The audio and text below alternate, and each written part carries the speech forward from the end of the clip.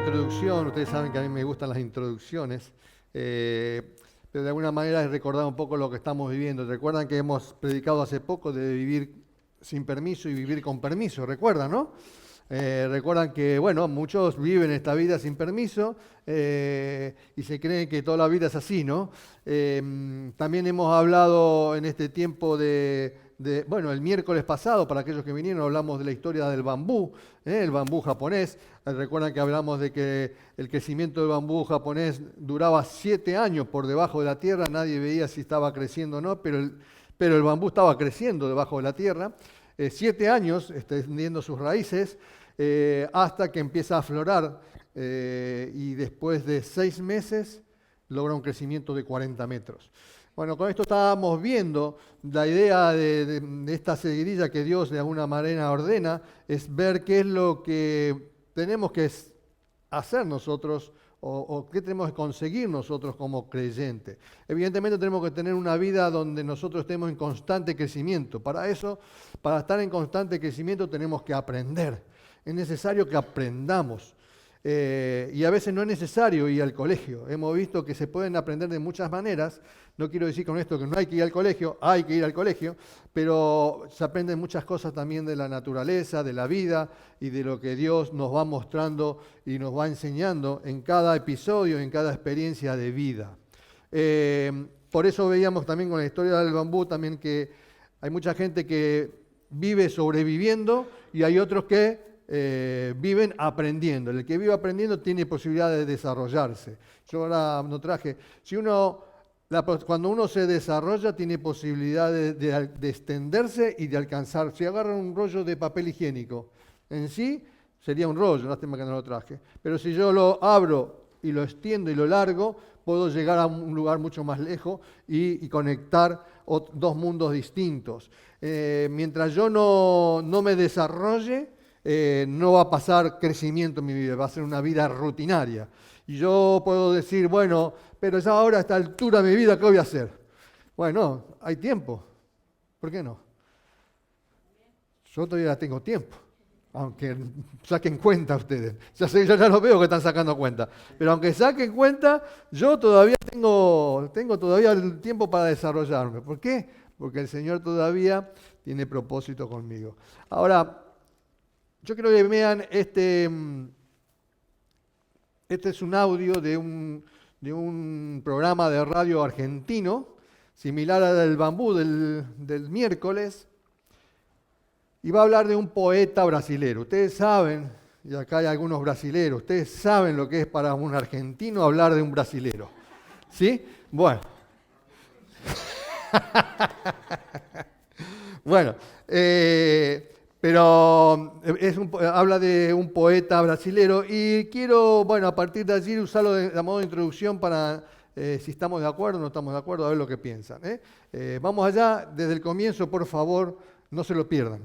Escuchen cada frase que tiene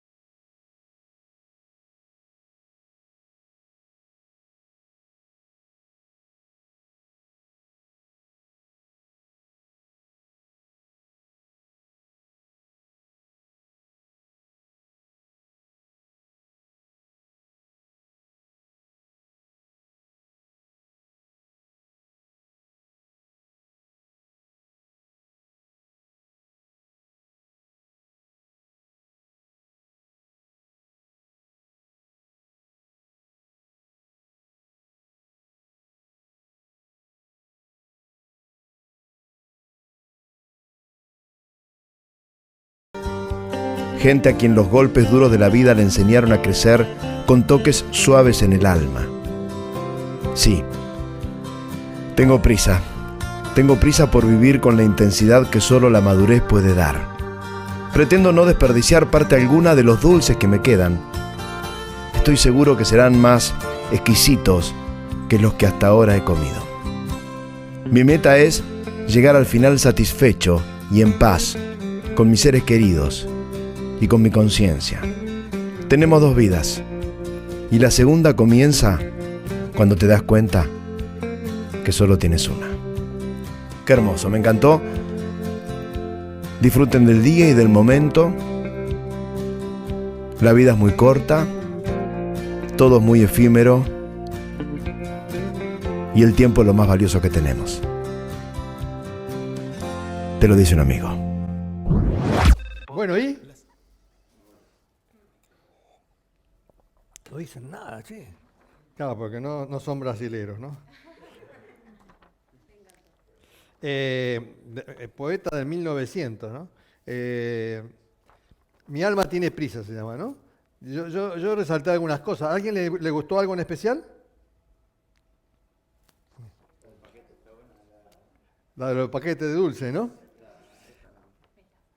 La metáfora, ¿no? Dice, yo rescaté algunas cosas, lo tengo acá. Dice, ya no tengo tiempo para soportar a personas absurdas. Me quedo con eso un poquito para que entiendan después del mensaje, ¿no? Pero primero compara la vida con que está en un punto donde él se da cuenta que le queda menos tiempo de lo que ya vivió. ¿Cuántos estamos así?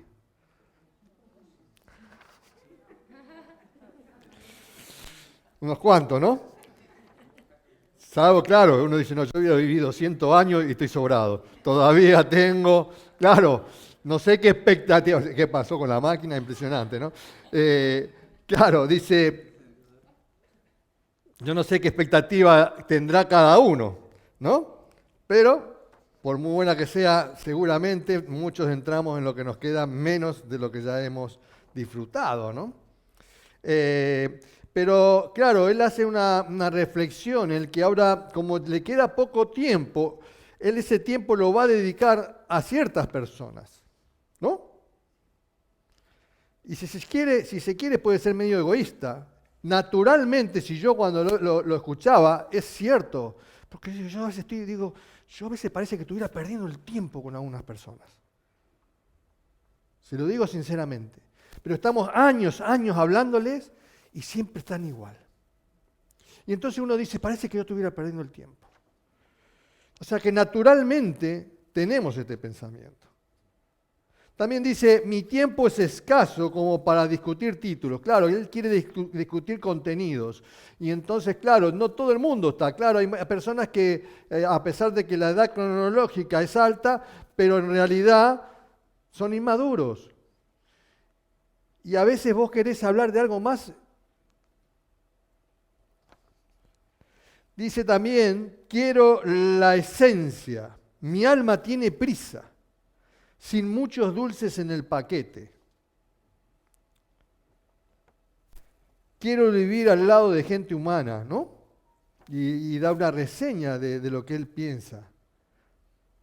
Lo esencial es lo que hace que la vida valga la pena.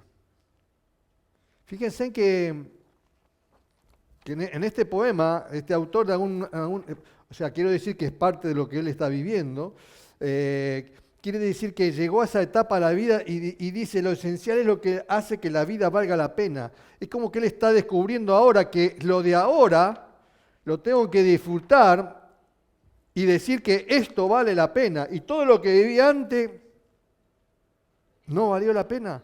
Qué triste es y qué balance sería negativo para cada uno de nosotros decir todo esto que viví no me llena ahora. Porque yo no hablo de lo que viví en el pasado. Yo no hablo de lo que viví cuando tenía 10, 15 años. Quiero rodearme de gente que sepa tocar el corazón de las personas. Al final ya termina diciendo, sí, tengo prisa por vivir con intensidad que solo la madurez puede dar. Pretendo no desperdiciar parte alguna de los dulces que me quedan. Los dulces fueron un regalo que recibió, ¿no? Dice, estoy seguro que serán más exquisitos que los que hasta ahora he comido. Pero dice, pretendo no desperdiciar. Qué interesante, ¿no? Porque ahora que te quedan poco, decís, estos no los voy a desperdiciar. Voy a hacer que valga la pena esto. Esto que me queda vivir tiene que valer la pena. Mi meta es llegar al final satisfecho. Y después dice, tenemos 2 vidas. Y la segunda comienza cuando nos damos cuenta tenemos una. ¿Alguien entendió eso? ¿Lo entendieron?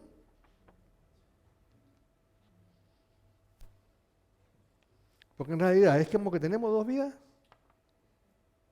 Tenemos una vida que va de acá a acá.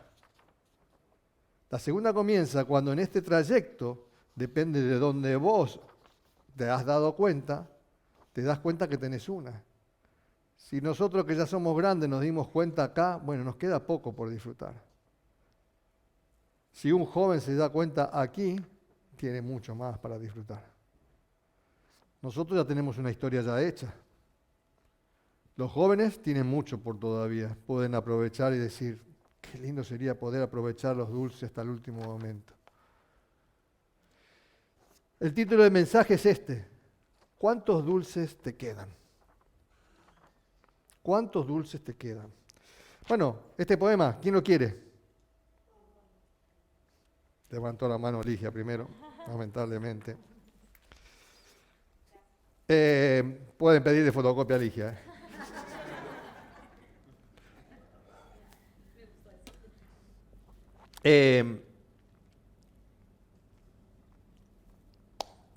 Yo, hice de esto, yo creo que hay 2 grupos de personas. Un grupo de personas que son los, que podríamos decir que son los incrédulos, o son los creyentes superficiales, son aquellos que recibieron los dulces y lo están consumiendo. Y lo consumen y como que parece que nunca se van a acabar los dulces.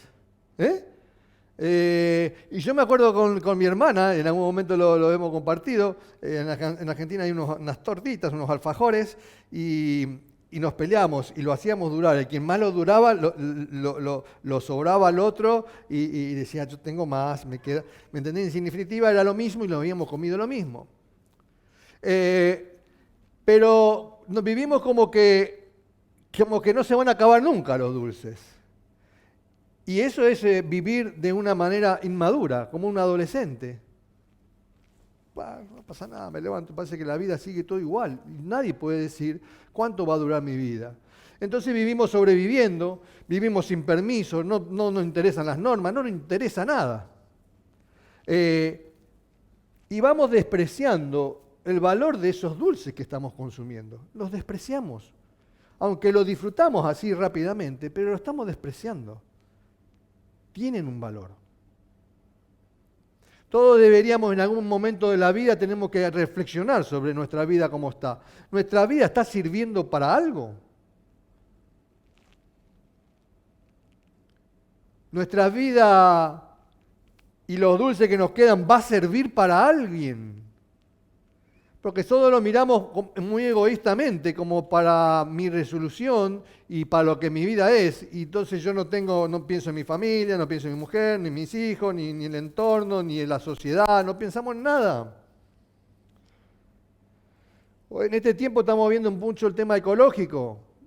Y yo cada vez que rompo un plástico, y yo me di cuenta del daño que se está haciendo con los plásticos, y yo digo, tendría que haber más, y para reciclar no es fácil, pero tenemos que tener una mente ya de cambio, donde tienen que suceder cosas y cambiar, porque si no, vamos a hacer que los últimos días no sean exquisitos.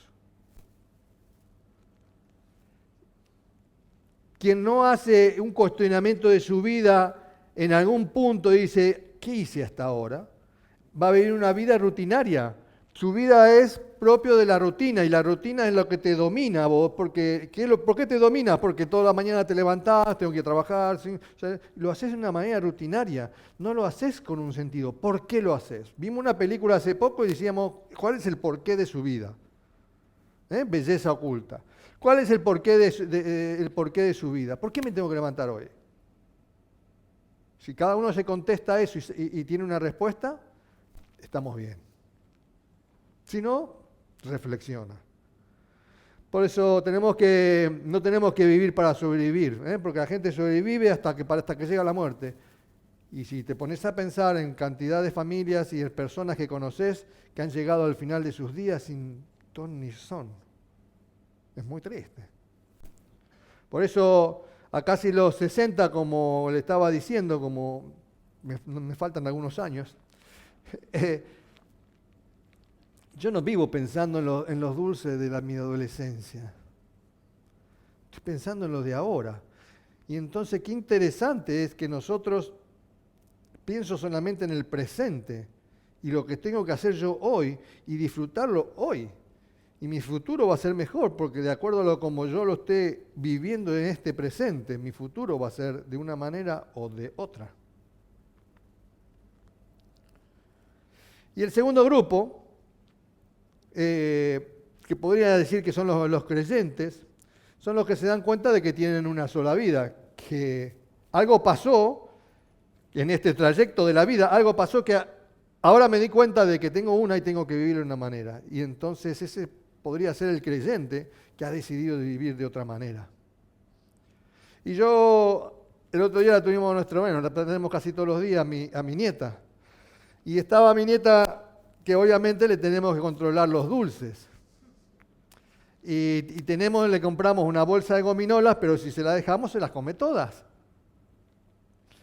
Y entonces le vamos dando con una medida. ¿Me entienden? 3, 4. Y estaba con la última gominola, así, esa grandecita así de fruta, y estaba. Y la miraba. Ya no puede ser, decía. La raspaba con los dientes. Yo le decía, dale otra, decía, dale otra. Pero ella estaba disfrutando su último chuche, lo estaba disfrutando porque sabía que era el último que le tocaba hoy, por ese día. Qué lindo es poder decir, bueno, yo tengo que disfrutar y aprovechar el tiempo hoy, porque mañana no lo sé. No lo sé. Por eso el título del mensaje es, ¿cuántos dulces te quedan? Si es que lo sabes. Y entonces la pregunta sería, ¿cuándo se dan cuenta las personas de cuántos dulces le quedan?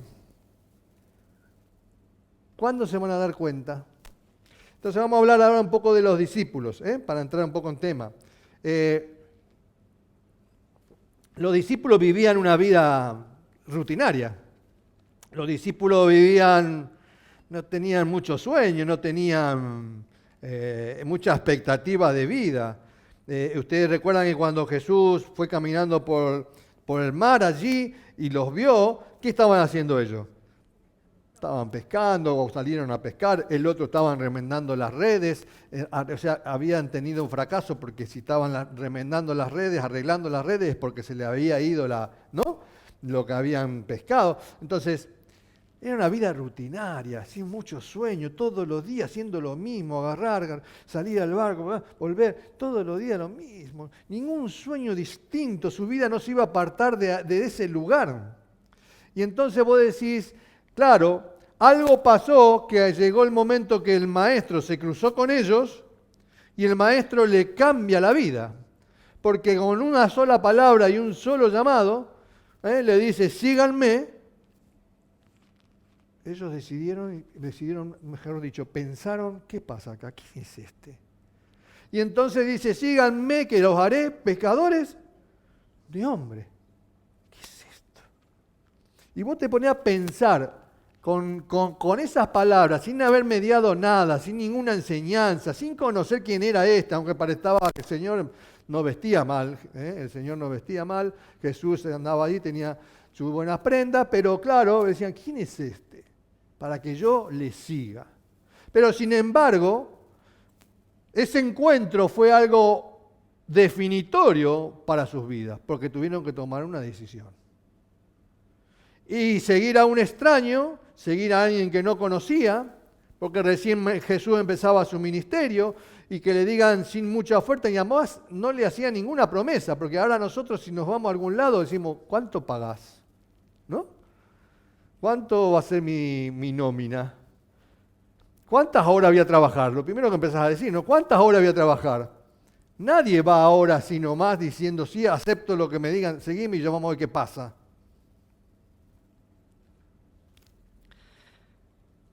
Esta era la situación de los discípulos, por eso el Señor cuando le dice, les voy a hacer pescadores de hombres, estaba dando un sueño muy grande, interesante, que no tenían la menor idea de lo que iba a hacer y cómo iba a ser.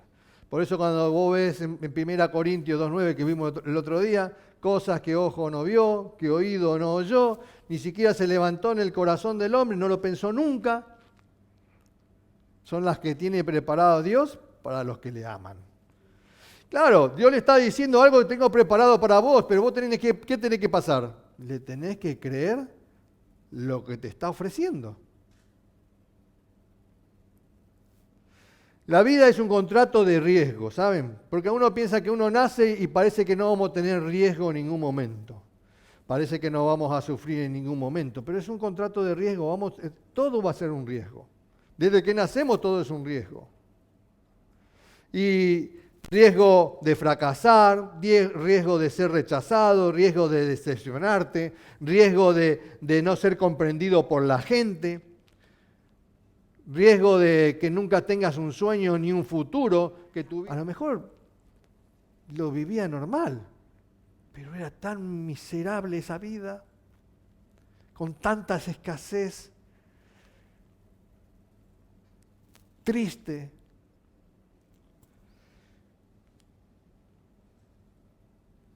Los discípulos tuvieron que enfrentar muchos riesgos para decir, vamos a hacerle caso a este hombre que nos dice eso y nos plantea una vida que no sabemos qué es, pero deciden seguir y hacer caso a ese nuevo sueño.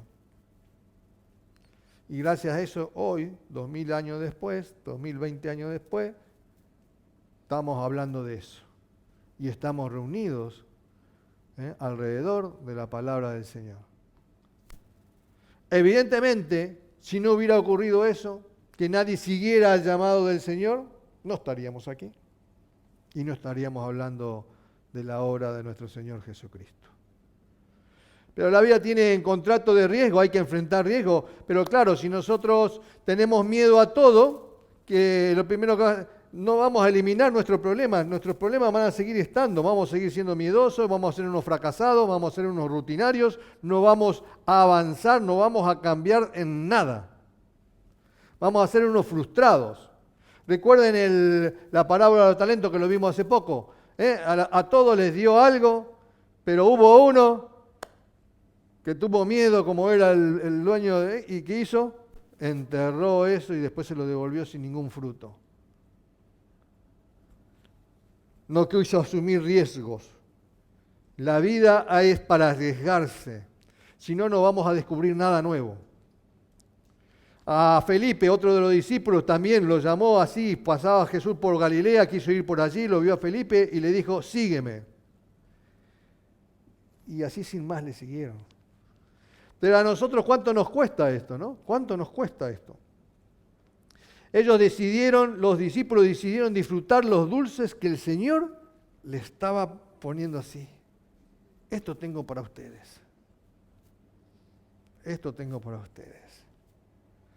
¿Lo crees? ¿Lo quieres primero? Y sí, todo nos gusta al principio. Ellos aprendieron a amar al ser humano, aprendieron a considerar la vida, aprendieron a ver que la vida es un fenómeno que no se va a repetir. No se va a repetir. Nosotros sabemos y tenemos la tranquilidad y la seguridad de la vida eterna, pero no va a ser lo mismo que esto.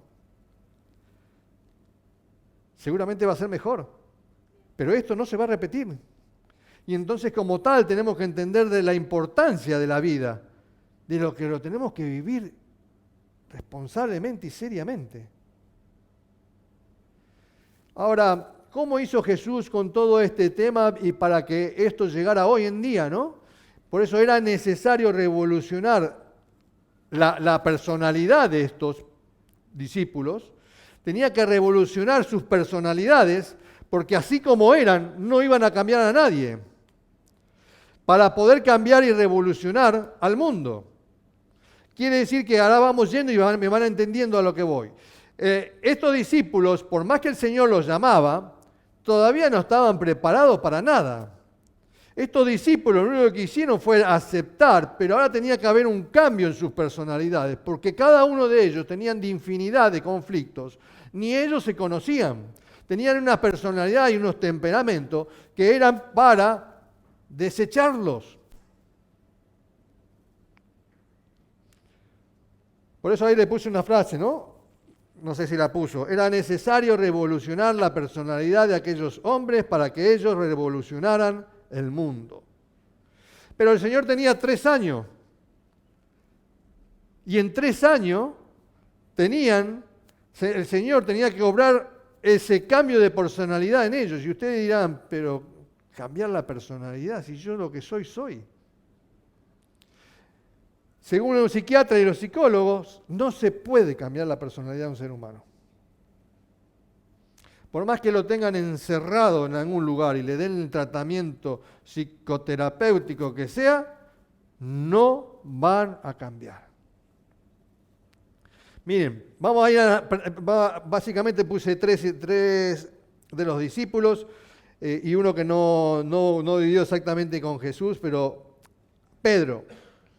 Miren las características de Pedro. Indocto, no sabía leer, era intolerante, ansioso, irritable, agresivo. Todo esto lo podés extraer de los evangelios. Agresivo, inquieto, impaciente, indisciplinado, impulsivo, repetía los mismos errores. Emocionalmente era un tractomula que él no se ponía en el lugar de nadie. Tenía dificultad para comprender y perdonar. ¿Lo recuerdan cuando eso? ¿Cuántas veces hay que perdonar? Autosuficiente, hiperactivo. Claro, pero vos decís, ¿con esto yo voy a hacer algo? ¿Jesús podía hacer algo con esa personalidad? ¿Cómo iba a servir esta personalidad en el reino de Dios? Pero claro, tenía otras cualidades importantes, interesantes y que no era superficial. Tenía una capacidad inmensa de aprender. Porque si ustedes son meticulosos en los evangelios y recuerdan pasajes de Pedro, ustedes van a recordar que Pedro era lo que era Pedro, ya lo sabemos. Pero el tipo recibía cada cachetazo y sin embargo él estaba atento y lo recibía, pero de eso de alguna manera él reflexionaba. Él le creía fácilmente a Jesús. Jesús caminaba por las aguas y dice, Señor, si querés, yo puedo hacer lo mismo. Y le creía. No se ponía a meditar, si camino el agua y me... No, él se largó al agua y caminó. O sea, él le creía todo lo que decía Jesús, le creía fácilmente. Pero acá estaba la otra parte natural de él, que es lo que le frenaba y no lo dejaba avanzar todo lo que te podía avanzar. Juan, ¿cómo lo recordamos Juan? El discípulo de amor, que estaba siempre, claro, pero Juan era ansioso, ambicioso, irritable y no soportaba que lo contradijeren, era egoísta, intolerante. Recuerden en Marcos 3:17, dice que, claro, nos acordamos de lo que fue Juan después, pero Juan era esto, no era otra cosa. Y el Señor tenía que lograr un cambio en 3 años en estas personas. Y pensemos en cada uno de nosotros, ¿no?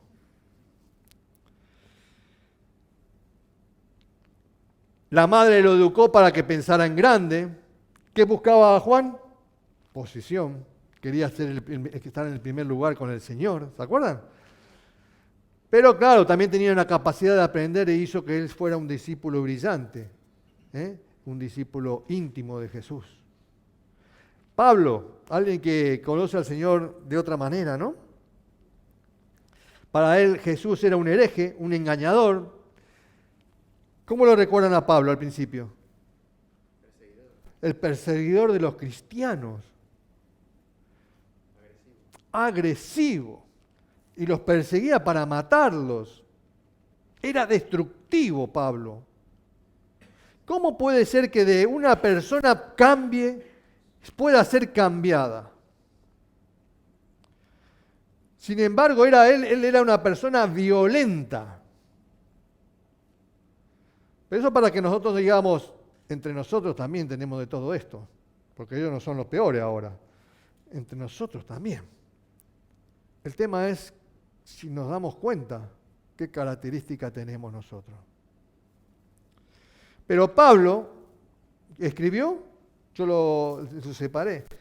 Pablo, a pesar de que era violento y encima él tenía aversión o sea, Pablo era el que decía, las cosas son como yo las creo, y lo que yo creo, y lo que no creen como yo creo, al horno. ¿Claro? Entonces Pablo perseguía a todo el mundo que no pensara como él. Era una persona, ¿no? Y entonces era muy tajante. Sin embargo, este hombre escribió 1 Corintios 13. Y 1 Corintios dice, el amor es sufrido, es benigno, el amor no tiene envidia, el amor no es jactancioso, no se envanece, no hace nada indebido, no busca lo suyo, no se irrita ni guarda rencor. No se goza de la injusticia, mas se goza de la verdad. Y todo lo sufre, todo lo cree, todo lo espera, todo lo soporta. El amor nunca deja de ser. ¿De quién hablaba? ¿De quién hablaba? De Jesús. Él cuando tuvo ese encuentro con el Señor, su vida fue otra. Y decidió vivir sin desperdiciar los poco dulces que le quedaban, lo decidió vivir en pos del conocimiento de esa persona que tuvo misericordia para con él y que decidió que sea un instrumento útil para su obra. Y se entregó por completo y él pudo conocer a Dios y al Señor de tal manera que pudo escribir esto porque él lo vivió, lo experimentó, lo percibió. Fue la transformación del apóstol Pablo. Miren, ahora haciendo un poco a lo personal, miren, de esto va de psiquiatra, ¿no? De psiquiatra, y la personalidad de los discípulos muestra cuál era el desafío que Jesús tenía. Jesús tenía que, en 3 años, se tenía que pasar algo para que en la etapa que ellos estuvieran solos, con la ayuda del Espíritu Santo, pudieran transformar el mundo, ¿sí? Y entonces, pero claro, el proyecto de Jesús parecía una locura. Por eso cuando vemos la letra del poema, ¿qué decía? No quiero pasar los últimos años de mi vida, lo está resaltado, no quiero pasar los últimos años con gente, no quiero perder el tiempo. Jesús, sus últimos 3 años, donde sabía que eran sus últimos 3 años, porque él lo tenía claro y él sabía que eran sus últimos 3 años, él decidió pasarlos ¿con quién? Con una manga de desgraciados que eran terribles, uno peor que el otro. Eso para que entendamos cuál es el amor de Dios para con todos nosotros, cuál es su misericordia y su gracia. Miren, para que entendamos esto, si alguien te ofende, ¿qué pensás que pasa? Viene alguien y te dice algo bien duro, ¿no? Y te ofendió. ¿Qué es lo primero que pasa? Te enfadas, ¿no? Empezás.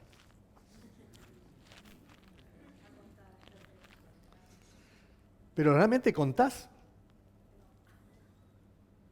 Algunos a lo mejor cuentan. Otros, ¿qué te pasa a vos? ¿Qué te pasa a vos?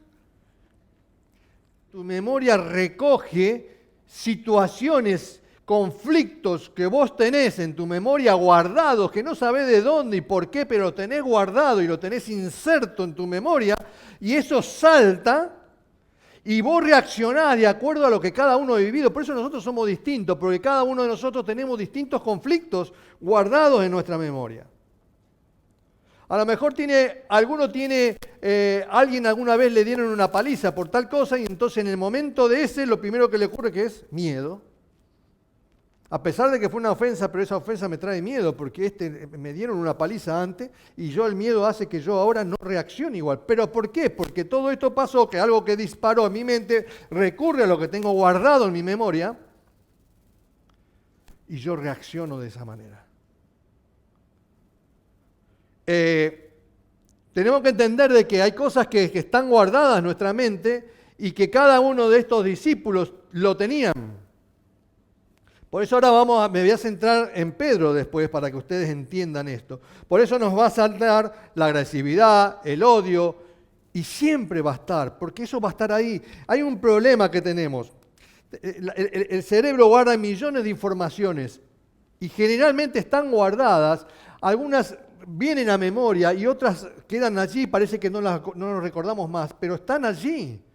Están guardadas porque nadie las borró. Que yo haya perdido la memoria no significa que yo haya borrado todo lo que está en mi mente. Todas las cicatrices, todas las heridas, todos los daños que yo causé, están todos guardados en mi memoria.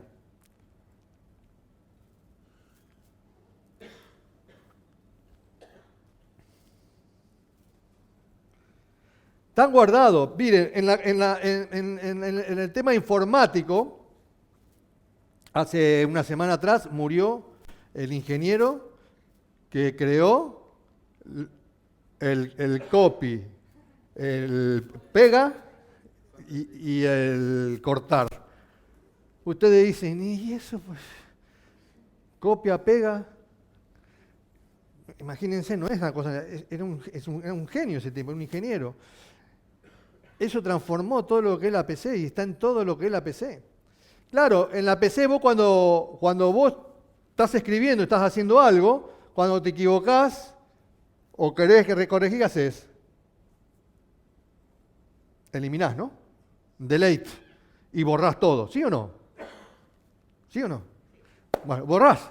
Es fácil borrar, pero vos acá, lo que está acá, no lo podés borrar. Lo que alguien te hizo no queda borrado, te queda guardado y te acordás bien. Cuando te ofendieron, lo primero que haces, mirás así y decís,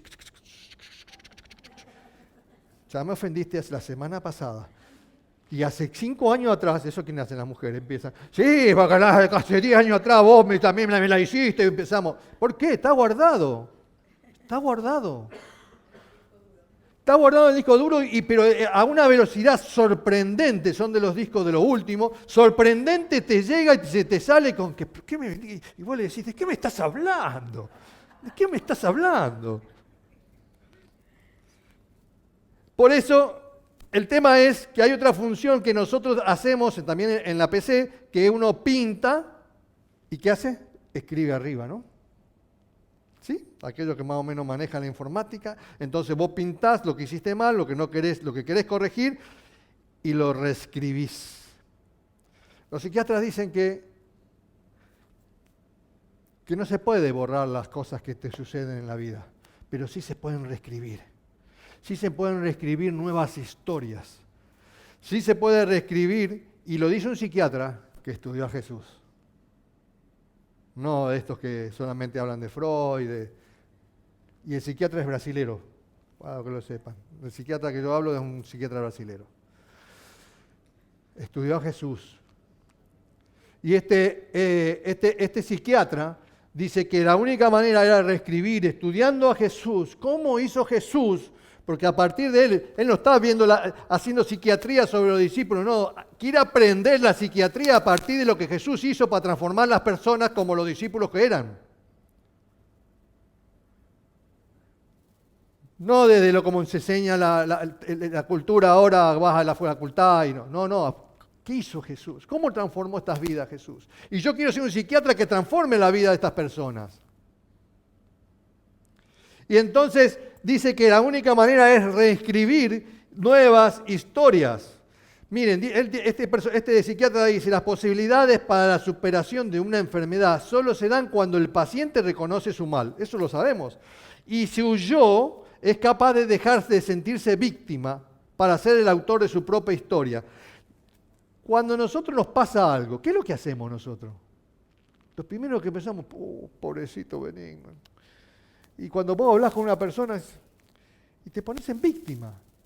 En vez de decir, no, de esto tengo que salir, de esto, no sé, aunque yo me haya equivocado, el que fue el otro, yo tengo que salir. Hay gente que está pensando en cómo salir del tema y otros que están estando en víctima y se ponen ahí, pobrecito, me pasan todas.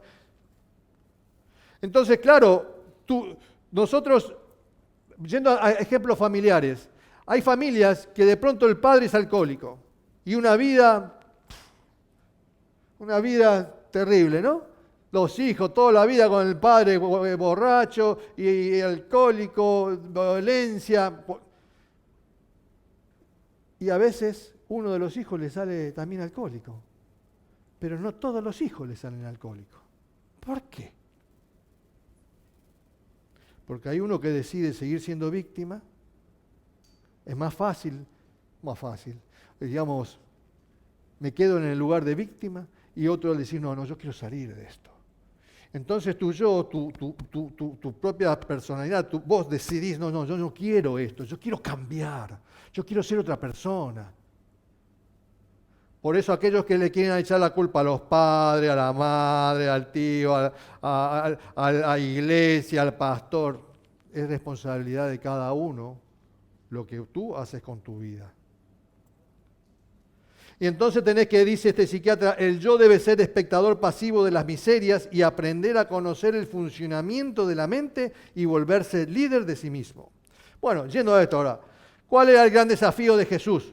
Jesús se encuentra con estos discípulos y los tiene a todos, los tiene ahí, los 12 discípulos y cada uno con su rollo. ¿Cómo hacía Jesús para arreglar a 12 tíos, arreglar su personalidad? ¿Ustedes vieron que le puso, y habla a los evangelios, que lo puso en clase de psicología? No. No hubo ninguna clase donde le dio, muchachos, no. Pero claro, ¿cómo lo tenía que ayudar? Tenía que reescribir sus memorias. ¿Cómo hacer esto? Claro, ahí estamos en el tema. Este era el gran problema que enfrentaba Jesús. Vamos a ir directamente ahora. Ellos eran tímidos espectadores de su conflicto. Vamos a hablar, miren, de Pedro. Cómo, por ejemplo, trabajó Jesús con Pedro. Cuando Jesús fue arrestado, esto está en Juan 18:10, Jesús fue arrestado, esto es una de las historias, ¿no? Que escogí. Cuando Jesús fue arrestado, incluso él fue al encuentro, porque ya sabía que era la hora y venían a buscarlo. Entonces Jesús va a decir, ¿a quién están buscando? A Jesús en Nazareno, le dicen. Bueno, acá está, soy yo. Llévenme y dejen a estos. Llévenme a mí a quien están buscando. Pero claro, ¿qué pasó allí?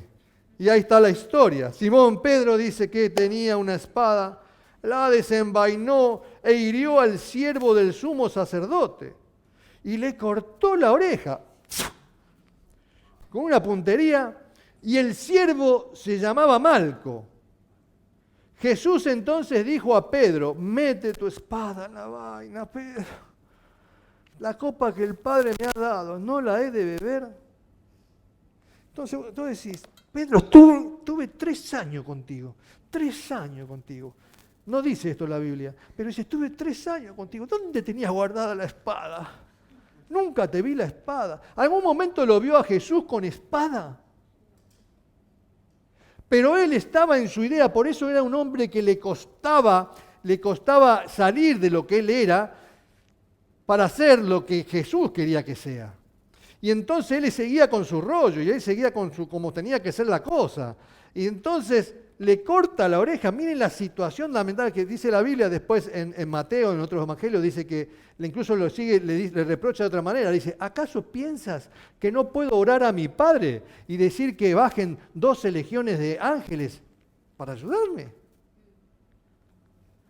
Eso está en Mateo. O sea, Jesús, imagínense todo el mundo allí, están los que buscaban a Jesús, los partes de la comitiva de Jesús, estaban allí y Pedro recibiendo esto. Pedro había cortado una oreja y dice Jesús al que viene, ¿qué me haces, Pedro?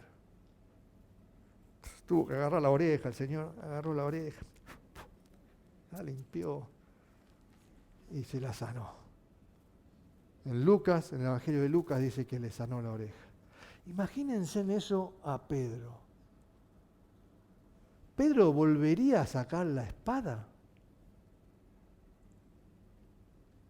en otra oportunidad? ¿Qué hizo Pedro con la espada? Piensen. ¿Qué hizo Pedro con la espada? No me dijo nada.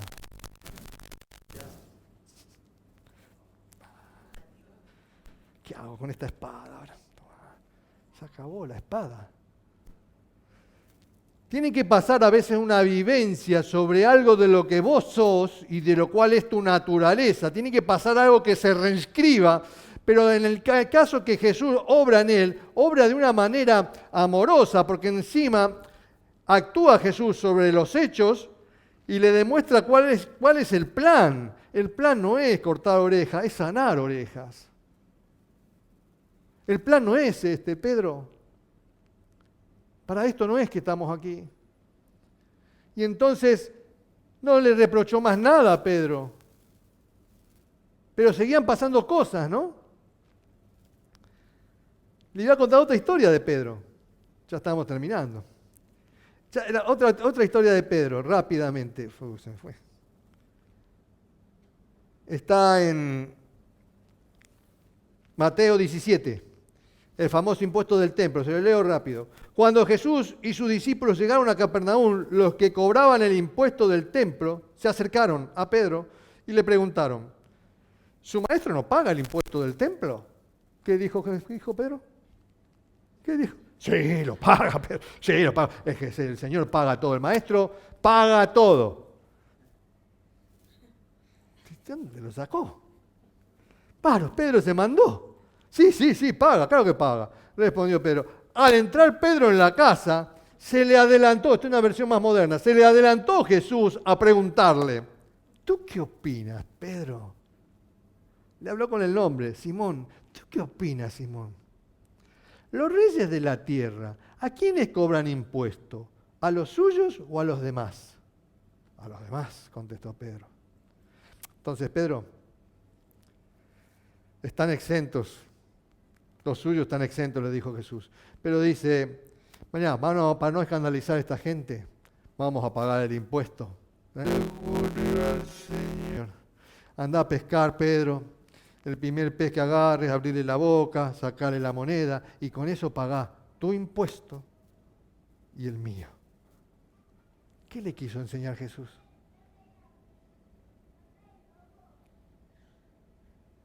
¿Qué le quiso enseñar el Señor?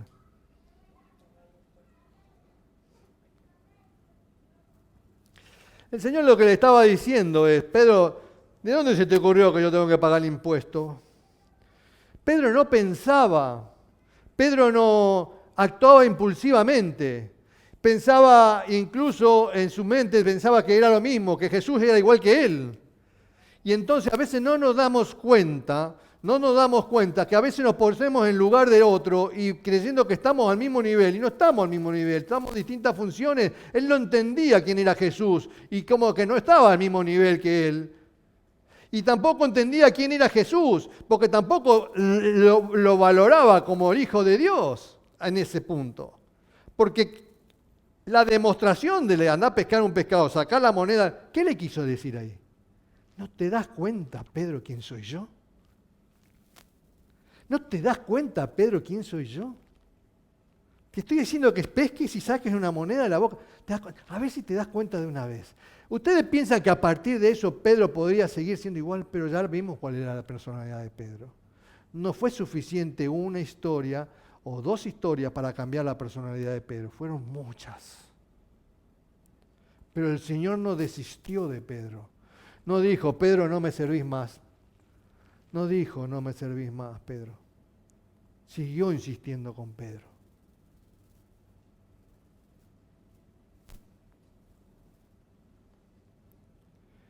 Y la última, Lucas 22, una negación de Pedro. Ustedes saben que Jesús le dice, Pedro dice, Señor, yo voy a dar mi vida por vos. Y el Señor le dice, no, Pedro, tranquilo, Pedro.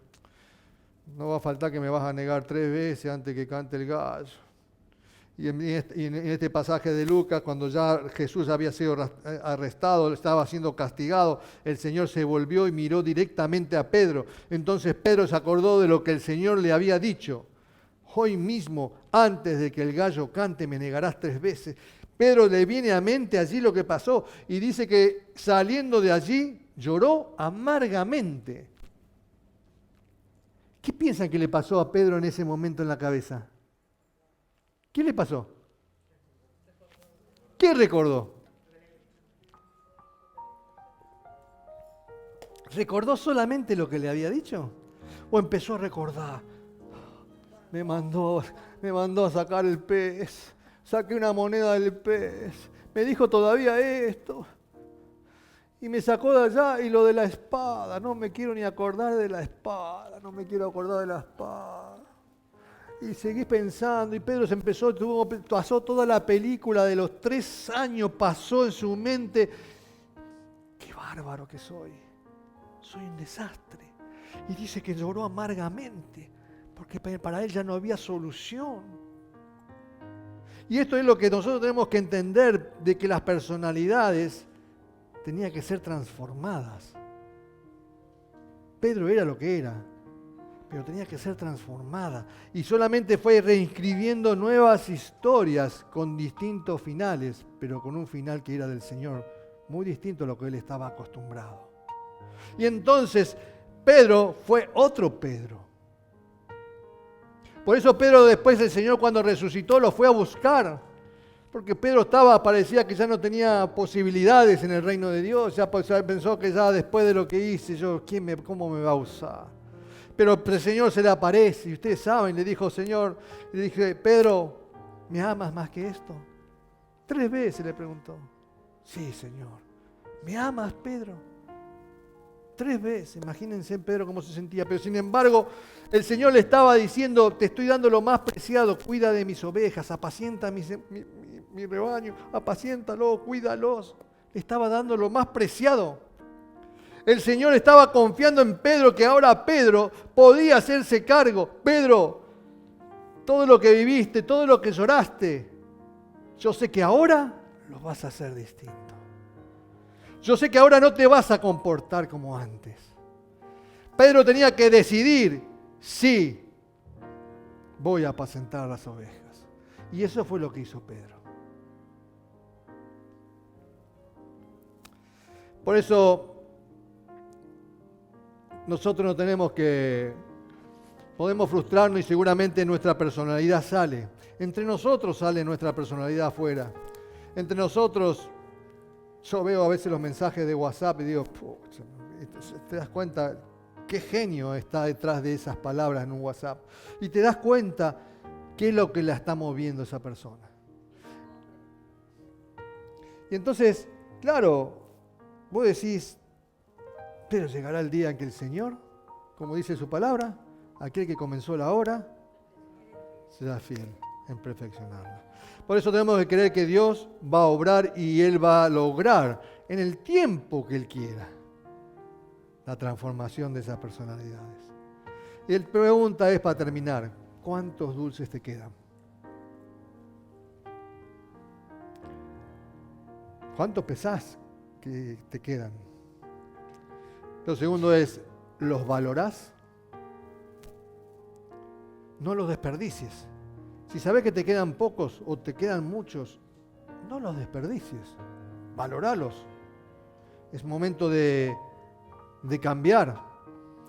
Mi vida natural puede ser mejor que la de algunos, pero estoy lleno de conflictos también. Tengo muchos problemas. Cada uno de nosotros tiene distintas problemáticas. Tiene incluso a nivel familiar, cada uno tiene distintas problemáticas. Lo que pasa es que las tapamos.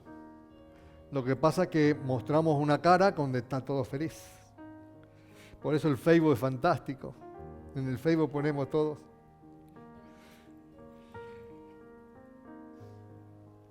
Lo tercero, como Jesús, tenemos que compartir los dulces con aquellos que nadie quisiera compartirlos.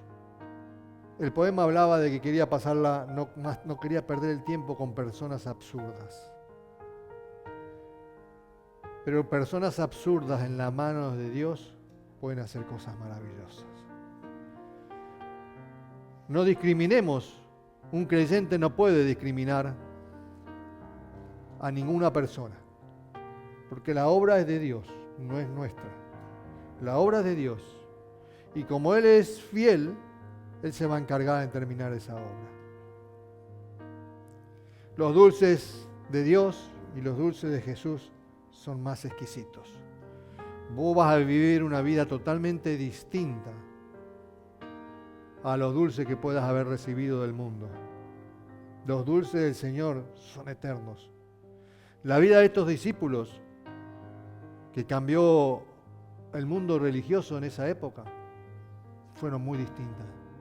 Y terminaron como terminaron, crucificados, cabeza abajo, de distintas maneras murieron.